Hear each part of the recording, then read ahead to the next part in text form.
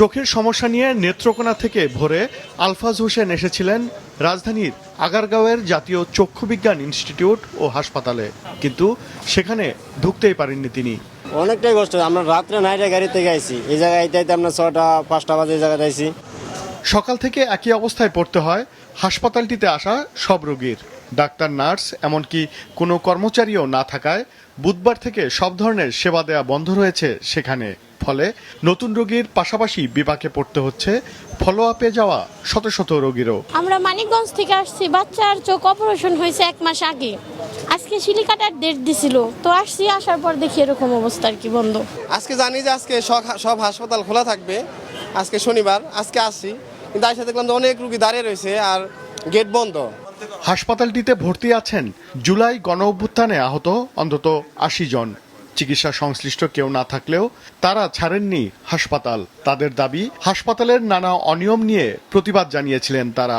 আমি চিকিৎসার অভাবে ভুগতে আছি, আমি চলে গেলাম, আমার বাইরেও তো চিকিৎসার অভাবে ভুগতে আছে, তো তাদেরকে সবাইকে নিয়ে যাই। ওয়ালটন আবারও মিলিয়নিয়ার অফারে ওয়ালটন ফ্রিজ কিনে আপনিও হয়ে যেতে পারেন মিলিয়নিয়ার।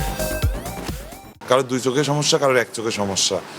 আপনার চোখ পচে যাচ্ছে, আবার পাশে যে ভালো চোখটা আছে এই চোখটা নষ্ট হয়ে যাচ্ছে, এটা মানুষ কোথায় যাবে বলেন? আর সাধারণ রোগীদের বেডে আছেন অন্তত 20 জন রোগী। সংকট সমাধান করে দ্রুত হাসপাতালটিতে স্বাভাবিক অবস্থা ফেরানোর দাবি তাদের।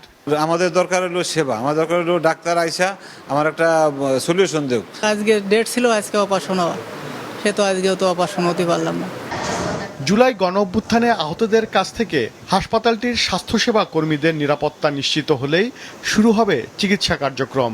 টেলিফোনে মাছরাঙা টেলিভিশনকে এমনটা জানিয়েছেন প্রধান উপদেষ্টার বিশেষ সহকারী অধ্যাপক ডাক্তার সাইদুর রহমান খসরু।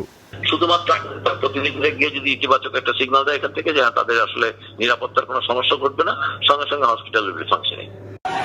চিকিৎসা সেবা না পাওয়ার অভিযোগে জুলাই আন্দোলনে আহত ও রোগীর স্বজনদের সঙ্গে গত বুধবার চিকিৎসক, নার্স ও কর্মচারীদের হাতাহাতির ঘটনা ঘটে। এরপর থেকেই হাসপাতালটিতে বন্ধ রয়েছে চিকিৎসা সেবা। ওবায়দুল কবির, মাছরাঙা সংবাদ, ঢাকা।